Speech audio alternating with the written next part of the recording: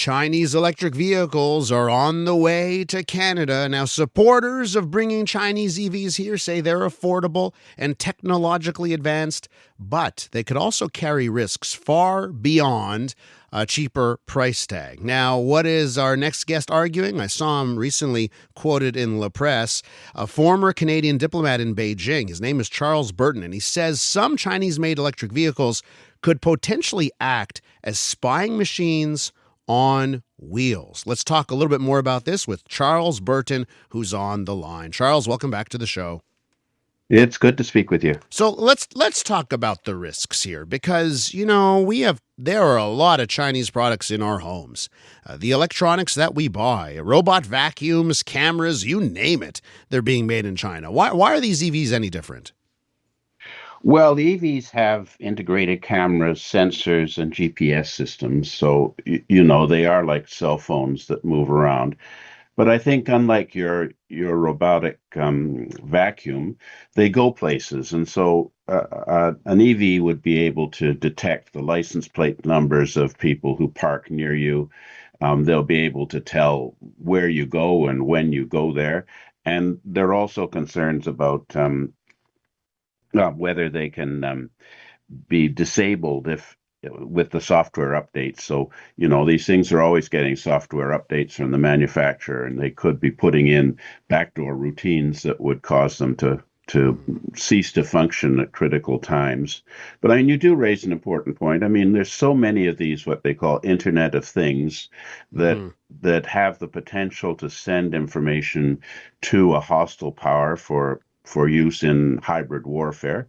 The future war is not going to be about blowing up buildings in faraway places, but it's going to be the water won't work, the banking machines won't churn out your money, and all that kind of stuff involving internet connected things. There's concern about Chinese software and hardware in water filtration systems in Canada, for example, and these companies that produce them are required to respond to the Chinese state's demands for and using them for intelligence gathering and other purposes. So they have no escape. It's quite different from getting, say, a German or a Japanese EV.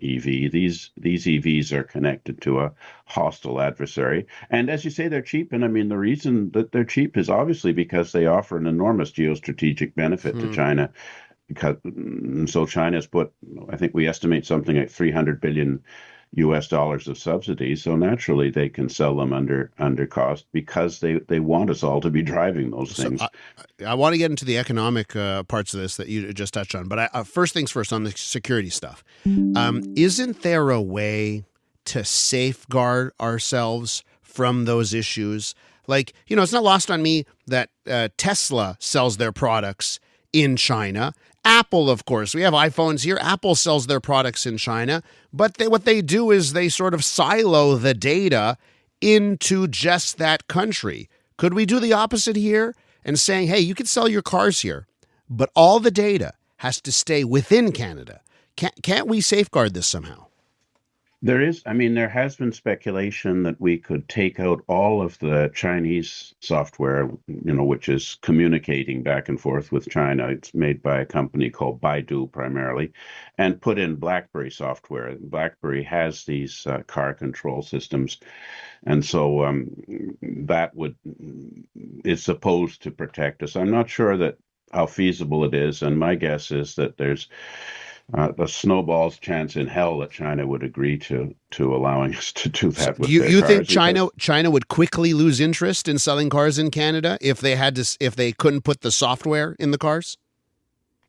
I think they wouldn't do it. And it's similar to the manufacturing process that China is requiring. If we manufacture them in Canada, is they send kits, pre-made kits, and we assemble them here. And there's been some talk that we could get them to agree to take more and more Canadian parts, and then after 10 years, it would be 100% Canadian parts in the EVs. And I don't think the Chinese are interested in doing that. It would set a terrible precedent if Canada insisted on not having the Chinese spyware in the EVs. Other countries would demand the same thing. So let's get to the economics here as well, right? So we're going to bring Chinese EVs. Remains to be seen how cheap they will be, but we're told they're going to be cheaper.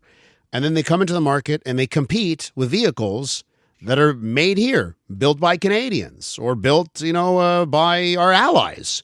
What about those risks? What are the economic risks to opening the door to Chinese EVs? Well, I think that it's, the auto manufacturers in Southern Ontario and their unions, of course, very much oppose a product which is heavily subsidized coming into our market because they simply can't compete with the Chinese government subsidized EVs. So, of course, Canadians would want to buy something that's considerably cheaper.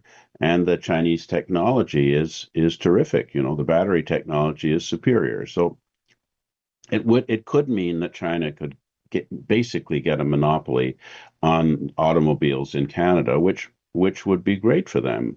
If every EV running down the road was a Chinese manufactured EV and the Chinese put in a software update that would allow them to cause them to run backwards at time of conflict, that would be terrific. And this is not entirely, science fiction fantasy, because in 2019, the United States enacted a Transit Infrastructure Vehicle Security Act to ban the purchase of Chinese railway rolling stock subway cars because they found out that the opening and the closing of the car doors could be done from Nanking. Yeah, yeah. Not to speak of all the data harvesting stuff in there and secret recording conversations and surveillance and so on. So, it is real. And there have been concerns about TP-Link routers, for example, that they have these routines. There are warnings given to us by security agencies across the world, not just ours, not just in the United States, but the Australian Strategic Policy Institute, the Royal United Services Institute, that these things are a threat. And but people, it's like TikTok, right? People want their TikTok. People want their cheap, superior EVs, and they're not so concerned about this other stuff. We're with Charles Burton. He is the author of The Beaver and the Dragon, How China Outmaneuvered Canada's Diplomacy, Security, and Sovereignty. We're talking about Chinese EVs. Let me ask you about how much we should care about what the U.S. thinks about this, because clearly we're trying to negotiate a trade deal with them. They're not happy about it. What do you think about that end? Like, are we risking far too much with the country next door by opening the door to Chinese EVs? Well, it's critical to our economy that we continue to export vehicles to the United States. The auto pact is very important, and there's an enormous amount of Canadian employment that's dependent on automobile manufacture in an integrated Canada, U.S., Mexico market. The U.S. has said, believe it when you see it, but we're getting indications out of the ambassador to Canada and other people in the U.S. Congress that they would not allow Chinese EVs to enter the United States. So if you buy one, you won't be able to drive it down to your condo in Florida. It'll be stopped at the border. And it will, of course, negatively impact on the CUSMA negotiation. So we're doing something that the U.S. did not want us to do. We put 100% tariff on the EVs back in September 2024, consistent with what the U.S. government at the time was doing. And now we're basically going in a different direction and are going to encourage a large number of EVs to come into our country.